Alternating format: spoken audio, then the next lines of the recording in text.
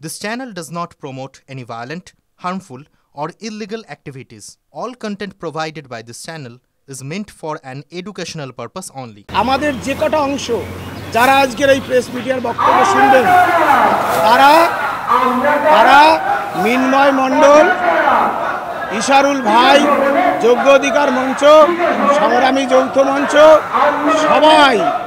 সবাই আপনারা যারা যোগ্য চাকরিয়ারা আছেন আপনারা সবাই এই আন্দোলনে যোগ দেন। অনুমান করতে পারছেন, দেখছেন, কি বলবেন? বন্ধ করো। এখানেই দেখুন, ডিস্টার্ব হচ্ছে, আমি কি বলতে থাকবো? হ্যাঁ, এখন এই পরিস্থিতিতে মাইকটা বন্ধ হয়, মাইকটা বন্ধ করতে বলো। দেখুন অনিরুদ্ধ বাবু বারণ করলেন তো। দেখুন আমরা বলতে চাই, এখানে একটা মাইক চলছে, দেখুন এইটাই কি অবস্থা আমাদের।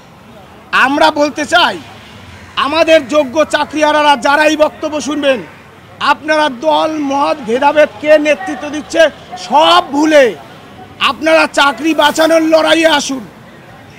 চাকরি বাঁচানোর লড়াইয়ে আপনারা অংশগ্রহণ করুন, কারণ আমাদের ভেদাভেদ করলে চলবে না, আমাদের চাকরি বাঁচবে না। আমরা যেটা আমাদের মঞ্চগতভাবে সিদ্ধান্ত যেটা নিয়েছি প্রত্যেকটা ক্ষেত্রে এটাই, যে ঘোড়া লাগাম আমার হাতে থাকবে না, মানে আমাদের হাতে থাকবে না, সেই ঘোড়ায় চাপার অর্থ হচ্ছে কোনো না কোনো সময় অ্যাক্সিডেন্ট হওয়া। এর আগেও আমরা দেখেছি এসএসসি ভবনে যখন আপনারা শিক্ষামন্ত্রীর কাছে গেছিলেন বৈঠকে, সেখানে ও তখন অনশন করছিল এবং বলছিল কারা গেছে জানি না। প্রথম থেকে কি তোমাদের মধ্যে একটা ভেদাভেদ চলছে? অ্যাকচুয়ালি আমাদের প্রথম যে সূত্রটা হয়েছিল সেটা তো সুপ্রিম কোর্টের কেস এবং তারপরে আন্দোলন। সুপ্রিম কোর্টের কেস এবং তারপরে আন্দোলন হয়।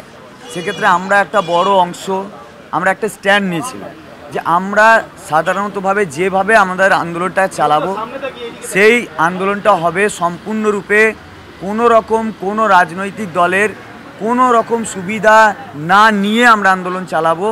আমরা কোনোভাবেই কোনো রাজনৈতিক দলের দ্বারা পরিচালিত হব না, বা কোনো রাজনৈতিক দলের কোনো সুবিধা আমরা নেব না, কোনো রকম সুবিধা নেব না। এটা ছিল আমাদের স্ট্যান্ড এবং আমরা সেই স্ট্যান্ডে সেই জায়গা থেকে আমরা চালাচ্ছি সেইভাবেই।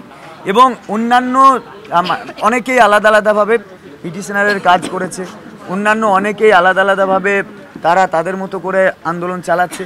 আমরা বিরোধিতার জায়গাটায় আমরা কোনোদিন করছি না বা এখনও করি না, তাদের আলাদা থাকতে পারে। এবং কিন্তু আমাদের যে লাইন বা আমাদের যে উদ্দেশ্য বা আমাদের প্রধান উদ্দেশ্য চাকরি ফেরানো, এটা যেন আমাদের শুধু মানে বাইরের একটা শিরোনাম না হয়, বইয়ের ভিতরের অংশটাও যেন ঠিক সেটাই থাকে যেটা আমার বাইরের শিরোনাম, ঠিক আছে? এবং আমরা যেটা আমাদের মঞ্চগতভাবে সিদ্ধান্ত যেটা নিয়েছি প্রত্যেকটা ক্ষেত্রে এটাই, যে ঘোড়া লাগাম আমার হাতে থাকবে না, মানে আমাদের হাতে থাকবে না, সেই ঘোড়ায় চাপার অর্থ হচ্ছে কোনো না কোনো সময় অ্যাক্সিডেন্ট হওয়া। এবং কলকাতায় প্রচুর আন্দোলন আছে আমরা দেখেছি যেগুলো এই রাজনৈতিক একটা ইয়ের কারণে নষ্ট হয়েছে। তো আমরা সেই রকমভাবে চালিয়েছি। এবার বাইরের কারা কিভাবে কি করছে না করছে আমরা তো জানি না, তো আমরা পার্থক্য আলাদা করে করছি না। মানে ওখানে প্রেস বাইট হচ্ছে বলে এখানে স্লোগানিং হচ্ছে এরকম ব্যাপার নিশ্চয়ই নয়। তারা স্লোগান দিচ্ছে অনেকক্ষণ ধরে, এটা তো আমাদের কন্টিনিউ চলছে। একটু আগেও মানে সেই দুপুর থেকে কন্টিনিউ স্লোগান চলে, তারপরে এসে যখন বললো প্রেস বাইট হচ্ছে এটা তো চুপ করলো, মানে না জানার কারণে হয়তো হয়েছে, আলাদা ব্যাপার, সেটা আলাদা প্রশ্ন। কিন্তু প্রেস বাইট কেউ করছে বলে কেউ স্লোগান দিচ্ছে এটা তো ঠিক না। সুমন বিশ্বাস বলছেন যে চাকরি ফিরে পেতে গেলে প্রয়োজনে নবান্ন অভিযানও করতে হতে পারে। আপনারা কি নবান্ন অভিযান করবেন? নবান্ন কেন, নবান্ন অভিযান থেকে যদি গোটা পৃথিবী প্রদক্ষিণ করতে হয় সেটাও আমরা করব, কিন্তু সেটার ওই লাগামটাও কিন্তু আমাদেরই হাতে থাকবে, কোনো রাজনৈতিক ব্যক্তিত্বের হাতে থাকবে না।